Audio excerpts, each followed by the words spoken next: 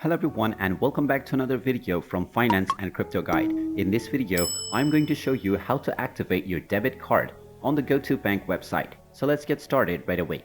First of all, open up your web browser and then in the address bar type in go2bank.com and press enter. You will then be taken into the official Go2 Bank website. Now right within the homepage, you will be able to find the activate your card option. Go ahead and click on it and this will ask you to enter your card details. Just enter your 16-digit card number followed by the expiration date and the security code or the CVV number. Then click on I'm not a robot to verify your identity and then you can click on the continue button to proceed with activating your debit card. You might be asked to enter your account password and log into your account using your credentials. Now you can first of all log into your account and then click on activate your card, and this will also work in the same manner by simply asking you to fill in your card information. Once you have filled out all of your information, you can click on continue and this will activate your card right away. And there you have it.